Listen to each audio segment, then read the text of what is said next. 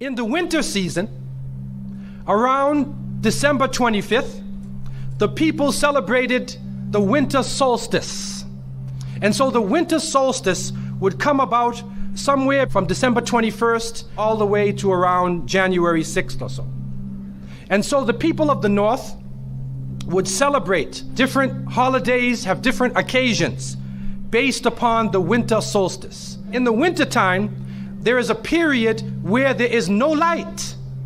You are literally in darkness 24 hours of the day. And this stretches for a period of time. Now, could you imagine if you're living in Alaska or living in Canada or living in Norway and you don't have central heating and the cold is outside, it's darkness around you. People are dying from disease. It's a terrible time, and every family would probably lose somebody, or they would know of somebody dying from the cold and disease during that season. This is the winter solstice. And so when the sun starts to come out, the people now are looking at the sun as a life-giving force. And so during that time, a number of ceremonies were held in northern countries. In the far north was the Feast of the 12 Nights, which stretched from December 25th to January 6th. Also in ancient Greece, there was the Bacchanalia, which was held for their god Bacchus, the god of wine and sport and play. The Romans had the Saturnalia for their god Saturn, their main sun god Saturn. And so you find during these times that the people held ceremonies in the north. They would burn bonfires. The light was important, the fire, because the fire represents the light, the life-giving force for those who worship nature. Also in the north, they recognized that there was one tree that despite the cold would still remain alive, the evergreen tree, the fir tree. And so in some cases they would take this fir tree, believing that there was powers of life within the tree, and they would put it in their homes, set it there and put a light on the top of it, or burn them in the front, or they would make mistletoes and put them over their doorways, a type of what we would call ta'weez or tamima. It is an amulet. And they would hang the amulet over their doors, hang the amulets in their home, hoping that this fir tree, that this so-called life-giving force would protect them from the danger of the winter. And so their ceremonies developed around this. And this went on for hundreds of years. We also find in the ancient northern countries, and the Druids of the north, they carried out special ceremonies surrounding the mistletoe and surrounding the fir tree and the beliefs, and they would meet within circular areas.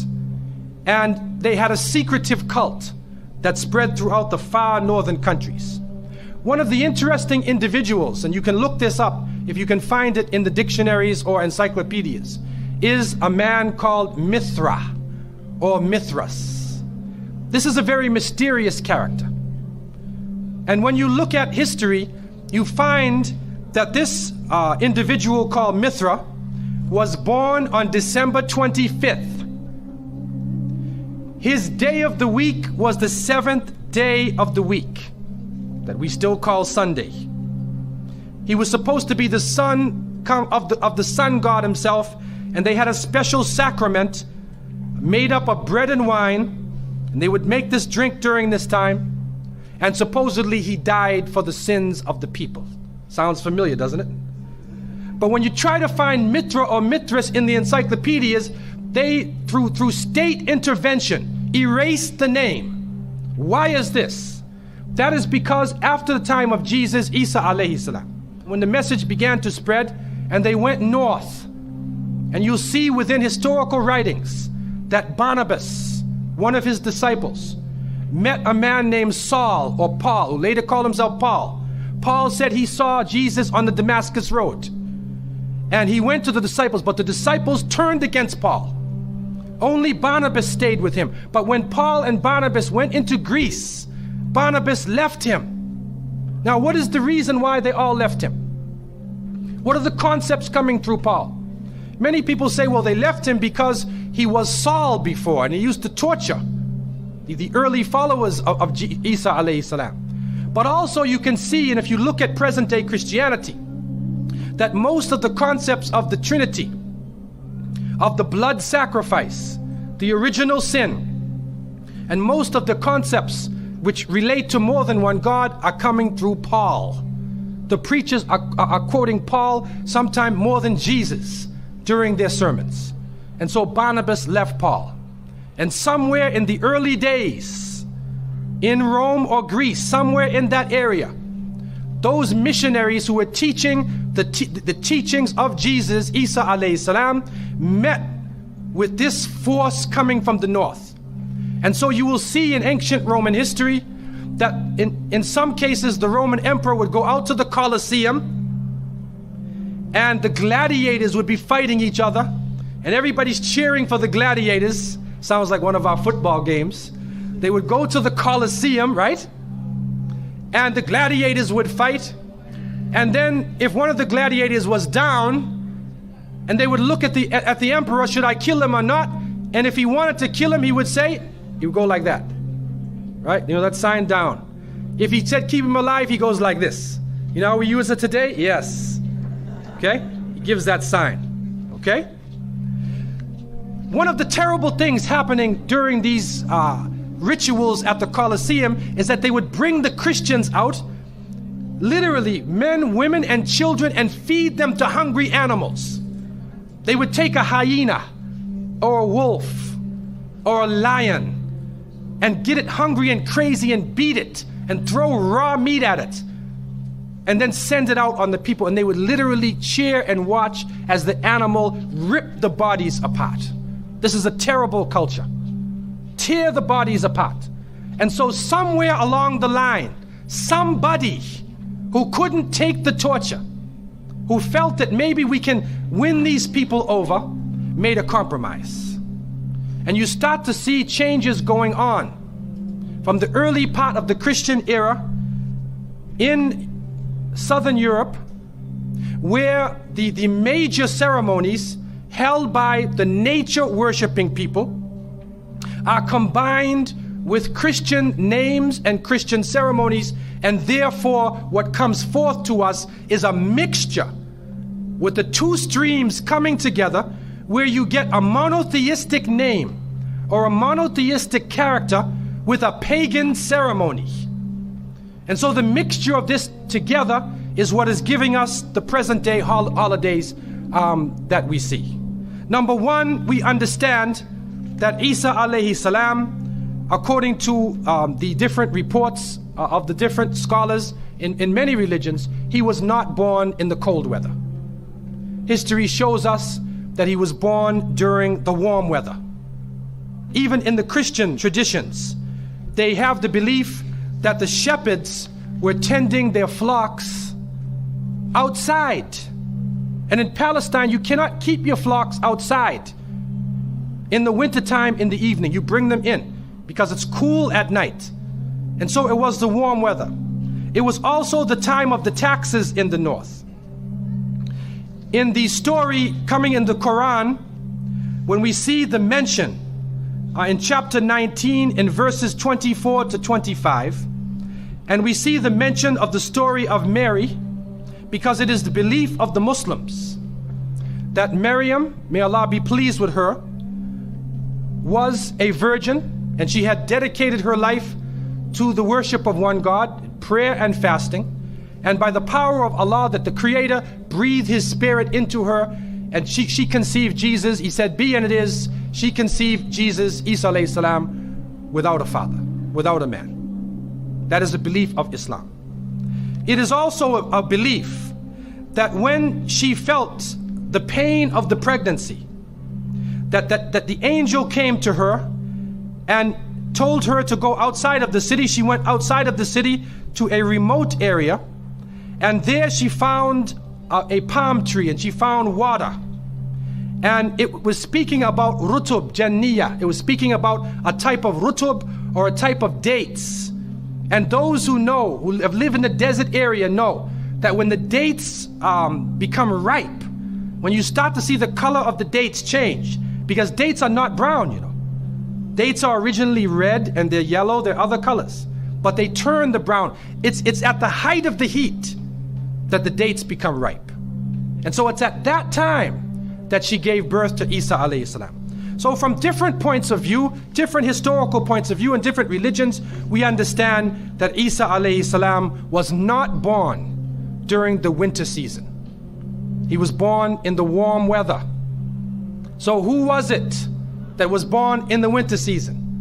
What is that? Who is that character now?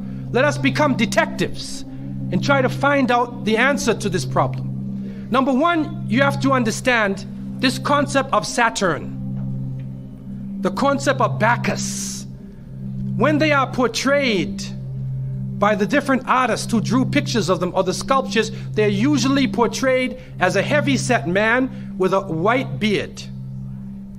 And when in the Sistine Chapel, Michelangelo drew his picture, you could see the long flowing beard, and there are actually pictures of this man on a sled being drawn by snakes with wings.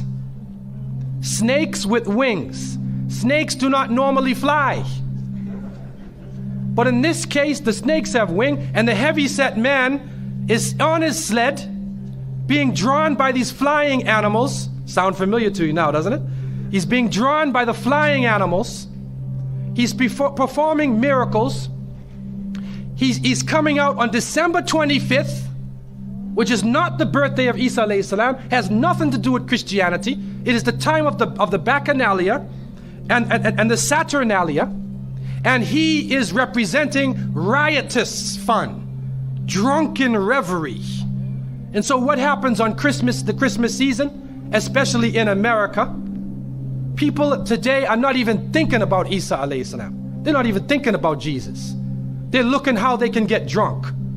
On Christmas, what is going on? In the Caribbean and many parts, if they offer you a Christmas pudding or Christmas pie or Christmas drink, watch out.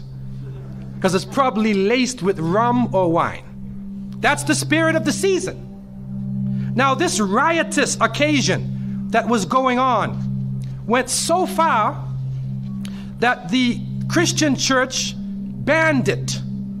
And the Church of England, according to historical sources, actually banned it all the way to 1647. It was prohibited in England to celebrate Christmas because they saw Christmas as being a pagan holiday.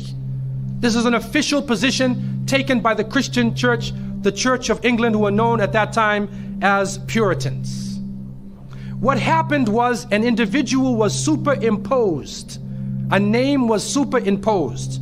We hear about the name of Saint Nicholas. Saint Nicholas. Now, Saint Nicholas himself is actually coming from the ancient writings of Beowulf. And in these writings, which are done in the Scandinavian region, we find the name Nick or Nickel or Nicker. He was known as a demon, the demon of the north. He was known as the evil spirit of the north, the name of Odin, the evil principle. And so in Germany and in many of the northern countries, the people actually looked upon this so-called Saint Nick as being an evil force, and they would tell their children in the wintertime, don't go outside, because if you do, Nicholas will come along, Nickel will come along, he'll capture you, put you in his bag, and take you away. And so they used it as a negative concept. In Isaiah, in what is left of the Bible, in chapter 4, in 14:13, the devil is known as the prince of darkness. And it is an understanding that his throne, the seat of his power, is in the north. Somewhere in the north is the seat of power of this evil. And so the Germans also, when they depicted this Nicholas, or this Pelsnickel, as they would say, Pelsnickel in German, it means a furry devil. When they depicted him, they depicted him as a man with red fur. He had red fur coat, and his base was in the north, and he was the essence of evil. And the Church of England till 1647 took the position that this celebration could not go on. So what we are actually seeing is that the Christmas occasion was actually the time of evil. It was the time of the belief in the Saturnalia and the Bacchanalia. And because of this, they shifted the occasion to New Year's Eve. They shifted all of their feelings and their merriment and their evil to New Year's Eve. Now, before we go to that, looking back at Christmas, what is happening now in Christmas season? I don't know what goes on in Miami, but in the northern cities, on Christmas occasion, they put lights around and Santa Claus parades. Do you have a Santa Claus parade here? They have Santa Claus parades, and St. Nicholas is outside and he's in the streets and everybody's talking about St. Nicholas, and the poor children are taught that St. Nicholas is going to come down your chimney. Most people don't have chimneys in Miami anyway, but a 350-pound man is going to come down your chimney and bring you presents and keep his clothes white and red, and go to all of the homes in the area and put presents in your stockings and put presents under your tree, and then fly back out into space. And the poor father who sweat and toiled all year to get you the presents gets no credit for the present given to the child. St. Nicholas comes down the chimney, gives you this present, flies off into the night. And many of us were raised thinking, believing in this. Some of us would sneak into the night and look and see our father putting the present under the tree. We knew what he was doing anyway. But you went along with it, and the people say, well, you know, it's Christmas. Don't you like to have fun? You want to stop the children from having fun? What kind of people are you? But what are you teaching the children? You are using the name of Jesus, using the name of Isa alayhi salam, and you are using a figure who historically is the devil. The devil himself, wal-iyadu billah. They are using his figure, and he has now taken over the Christmas season. Christmas now to most people means materialism. You have to buy presents for your cousins and your friends, and you got to buy about 34 presents. And you find that most American people are in debt for 6 months after Christmas. Now, where is Jesus? You get drunk, you fight, you lose all your money, the stores raise their prices. Isa alayhi salam is described as a very humble person. Most of the time he didn't wear shoes, only 1 or 2 changes of clothing. A very simple person, eating very simple food, fasting most of the time. You see what is going on? There are 2 streams now, a stream of polytheism, a stream of monotheism, and now the polytheism, the materialism, is overtaking the monotheism and standing in the way and taking over our society. And some foolish Muslims coming along from outside of in their country say, well, I just want to be an American. I want a tree too. So I said, one of the brothers said he had a Christmas tree in his house. He came for. I said, brother, do you know what the tree stands for? He said, no. Okay, I'll get a palm tree with dates. I'll make it halal, a halal Christmas tree. But brother, you have to understand what it means. You have to understand what it means. Number one, the Prophet ﷺ, when he spoke about, he talked about ar-ruqya, wa tama'im, wa tiwala. He said all of these things are shirk. That if you hang amulets thinking that this ta'weez or this amulet is going to protect you from something, then you are actually giving power to the creation of Allah and taking it away from the Creator. If you think that by making some spells, going to a magician and asking them to put a spell on someone, you want to get married, so you go to the Sahir and say, put a spell on Ali, I want to marry him. Put a spell on Zainab. What kind of marriage are you going to have if you go to the magician? And so the Prophet, peace be upon him, named all of these things, the superstitions, the amulets, all of these type of things are the other stream which goes away from monotheism, from the belief in one God, and takes you into another religion.